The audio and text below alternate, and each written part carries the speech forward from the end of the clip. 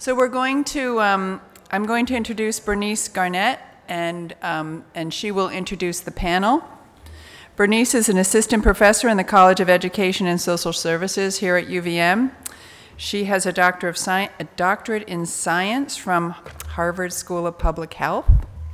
She's a public health prevention scientist interested in childhood obesity and eating disorder prevention, and her research on school-based health promotion and community strategies to promote health and wellness are a central focus of her work.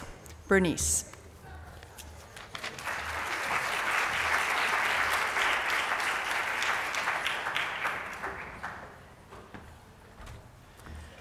Good afternoon, everyone. Thank you for inviting me to moderate this session. I want to commend the conference organizers for including a session on health in this conversation. I think it's really nice that we've set up this triadic influence of health, both human health, agricultural health, environmental health, with geopolitical context of food systems and also sort of the environmental impact, because this conversation, in order to really move forward, has to be done in tandem and in collaboration. And I think Nick Freudenberg really nicely outlined that with sort of that three crises that in order for us to move forward, we need to integrate sort of that diet-related crises, the environmental crises, and the democracy and equality crises. So it's wonderful that we're all going to engage in this conversation together. So I'm just going to quickly frame what our panelists are going to talk about, but Nick Freudenberg did a masterful job of sort of outlining that. But the two things that I really want to stress is the term choice. I have a big issue with the word choice because it's laden with a lot of different social norms and perceptions and assumptions. Unfortunately, in the obesity world, which is a world that I hang out in sometimes, we consider, or some people consider, obesity as an individual lifestyle issue, and it's about choice. And Beth Dixon tonight is or this afternoon is going to talk about that same issue with poverty, right? It's your fault or it's your choice that you're poor, and not something that the collective seems to have agency to control. And again, that's echoing some of Nick's discussion about that first language and second language, right? Individual choice and freedom and the collective choice together. And I think a lot of the social issues that our panelists are going to outline really mirror that. And the second thing that I wanted to echo, which Nick talked about, is the need for strategies and interventions at multiple levels of what we in public health often call as the social ecological model. So we as individuals are nested, right, within our family, within our community, within our society, within the larger national and global context. And so our own individual behavior and lifestyle changes are completely both constrained and promoted by those contexts, right? So that triadic determinism between the person, the behavior, and the environment is completely located in context and in time. And that's really important when we think about how to change behavior and how to change culture. We need to think about that embedded in context. And this afternoon on the panel, we're gonna have folks from philosophy, from design, from school food and community development, really highlighting both local, regional, and national strategies to move this conversation. So it's a wonderful panel full of multiple disciplines so we can learn from each other. So our first panelist is Dr. Beth Dixon.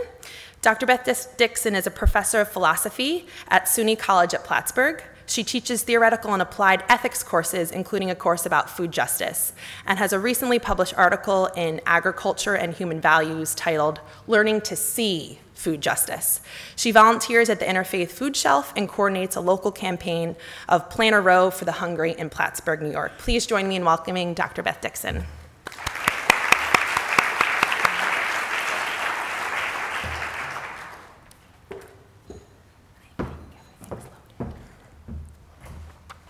Thank you. Hi, everyone. Yes? Now, I don't have a map or a chart or any graphs. I have no data whatsoever, but I'm glad that other people have that. Today, I'd like to say just a little bit about what I take to be a practical problem and try and tentatively just propose one kind of solution to that problem. And so the question that I would begin with is this one: how can the food shelf volunteer, any charity worker, be moved to undertake responsibility for justice. Now, I'm just using the food shelf volunteer as one kind of example. This might apply to a lot of different kinds of settings and a lot of different kind of charity work. And I do assume that charity work is good. I don't want to imply that it's not. But the underlying question is whether or not doing that kind of work actually exhausts a citizen's political responsibilities for correcting injustices in the world. So there were a number of academic arguments to that effect, that it does not exhaust a citizen's civic responsibilities. Some of the work that I draw on is by Iris Marion Young. In her book in 2011 called Responsibility for Justice, there's a recent article by Erin Gilson in Social Philosophy Today called Vote with Your Fork, where she challenges the idea that an individual consumer, by choosing to consume like local food or organic food, exhausts her responsibilities. So I don't want to take up that question. I'm just interested more in saying, yes, a person should do more, and how might we facilitate that kind of change of behavior? So my tentative proposal is to talk about a certain kind of methodology, which I'll just call narrative methodology, which is just basically stories. Writing stories, reading them, watching them, documentaries, and paying attention to certain kinds of features of those stories. And the two features that I would just recommend matter ethically are those kinds of stories that reveal certain background conditions that are systemic injustices, and also stories that include a quality that I call motivational force. So I'll just talk about the first one today. Now, who would use this methodology? Who's it for?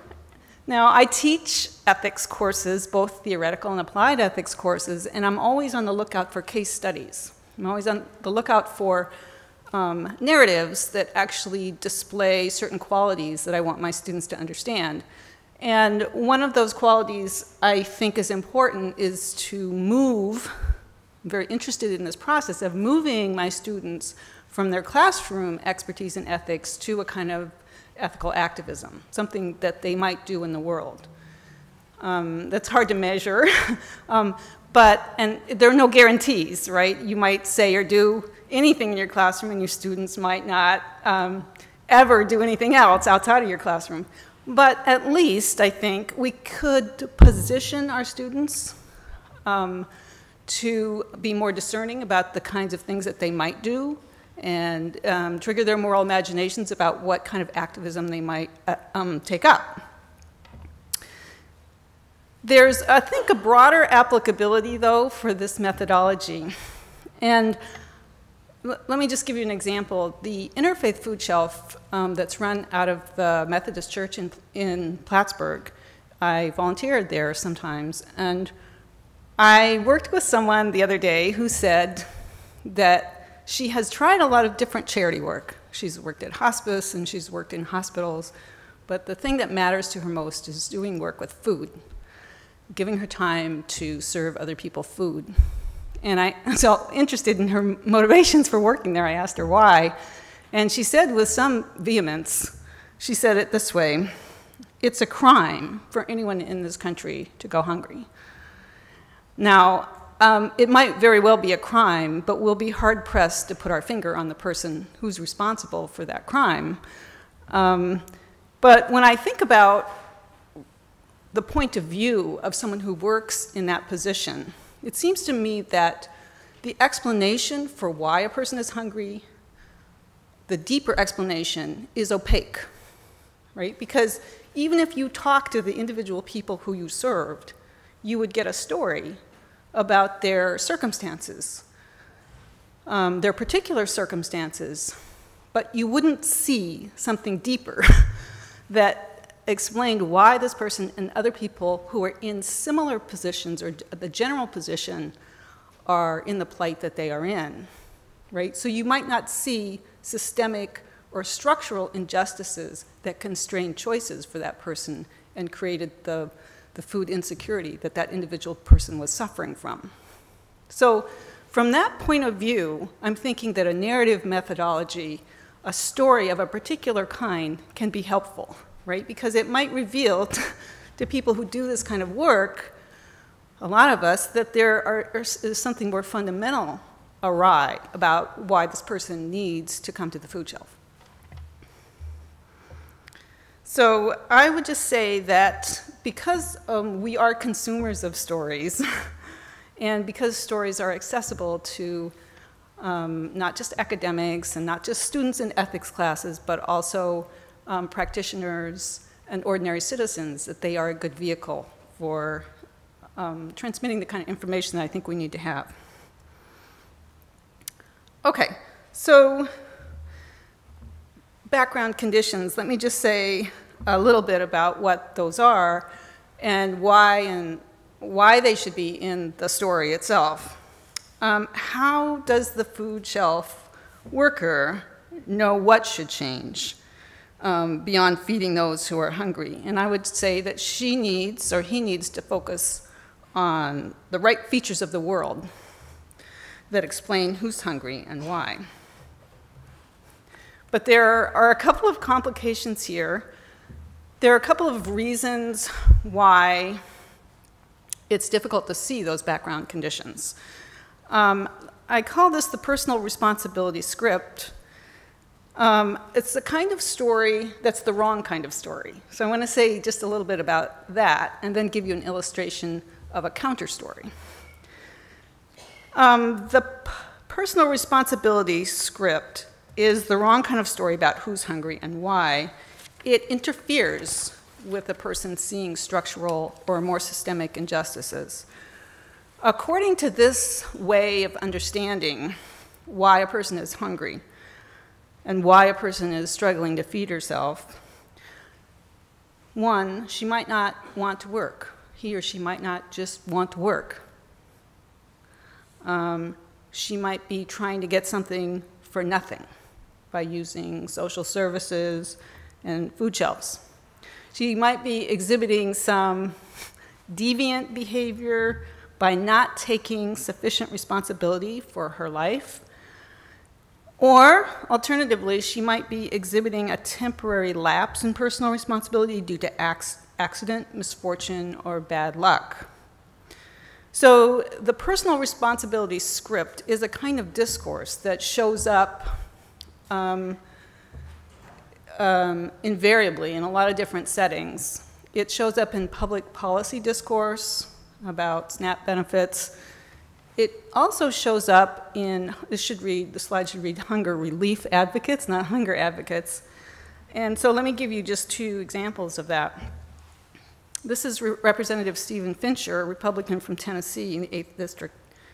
Between 1999 and 2012, Mr. Fincher collected close to $3.5 million in farm subsidies for corn and soybeans from the federal government. He voted for a farm bill that omitted SNAP benefits. And here's what he says. The role of citizens, of Christianity, of humanity, is to take care of each other, not for Washington to steal from those in the country and give to others in the country, Mr. Fincher said after his vote. The one who is unwilling to work shall not eat. Okay, so in other words, you people who are hungry, get your act together, get a job, take more responsibility for your life. This particular story comes from, this is Marvin. This comes from a website titled Feeding America, Real Stories, that collects and publicizes research and statistics about hunger in America. They also have a link on that website that reveals, as they call the faces of hunger, by profiling stories about actual people who use food stamps or who are forced to accept food at a food shelf. So the story of Marvin is that he's 51 years old. He's living in the state of Georgia. He lost his hearing at a young age and gradually lost his vision as an adult. At that point, he was forced to seek menial labor to support himself, washing windows, mowing lawns, and so on. And then he was struck by a car, and now he's unable to work at all, although he still strongly desires to do so. he gratefully receives food stamps to keep from going hungry. In this case, what explains Barvin's food insecurity is misfortune, bad luck, and accidental circumstances that he can't control. So presumably, if life had dealt Marvin a slightly different hand, then he would surely make good on his personal responsibilities to provide food for himself.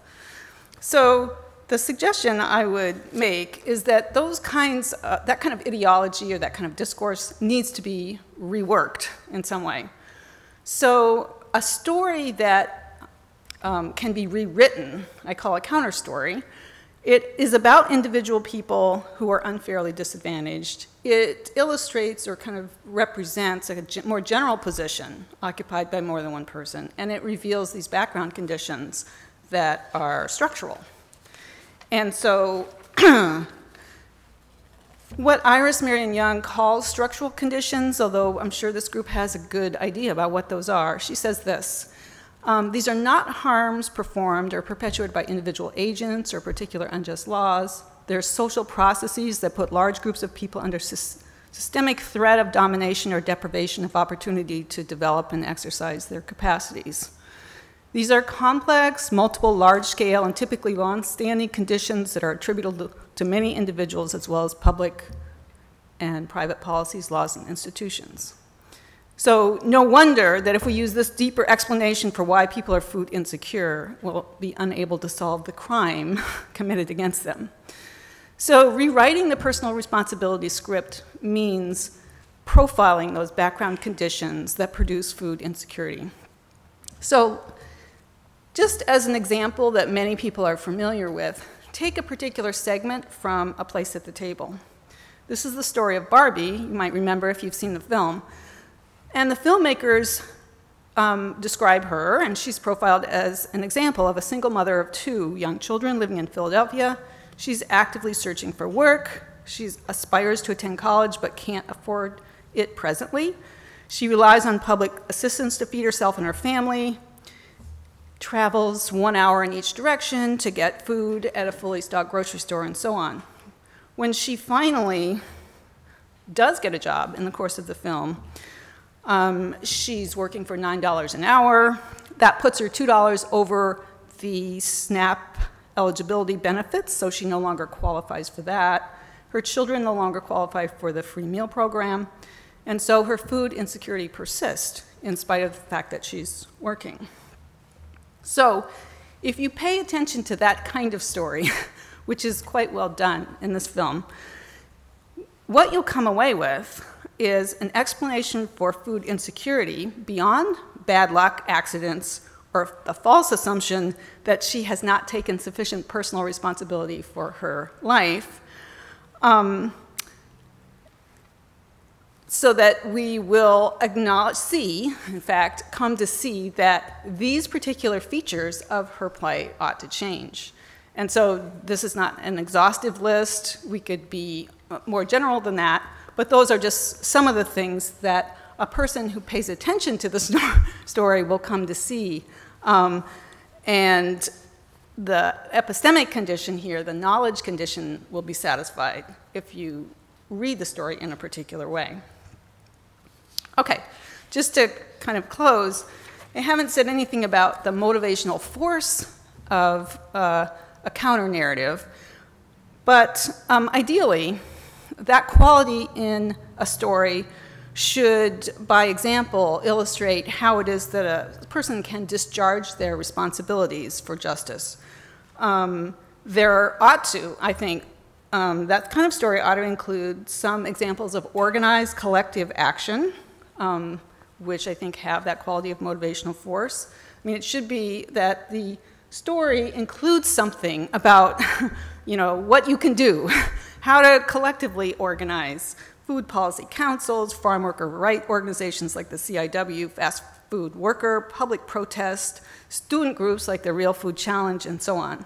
For example, in the film, Barbie is speaking at the White House with a group called Witness to Hunger, an organization whose members mobilize to advocate for public policy changes. So stories also with motivational force actually, I think, are likely to inspire us to action, and at least create an opportunity for our moral imaginations to be activated so that we might imagine ourselves as agents of change. Okay, so let me just one more point, and I'll hand off to the rest of the panel. The rationale for publicizing, reading, using counter stories in this way is, one rationale is to change the world. Another, that's a pretty good rationale, I think, but there's another rationale, and that is the rationale which I would just call changing the person. According to Aristotle, the person who has developed moral virtue has ethical perception. And a person who has ethical perception notices or sees what matters ethically in particular circumstances and then acts accordingly. Now, the rest of us, I mean, those are the people with complete virtue. The rest of us who are aspiring to the complete virtue might need some help along the way to become more discerning about what should change and how we could contribute to this as agents of change. So the kinds of stories I'm describing are actually helping us. They're like signage to help us become more discerning. It's a step along the way to acquiring moral virtue, which is a nice value-added product.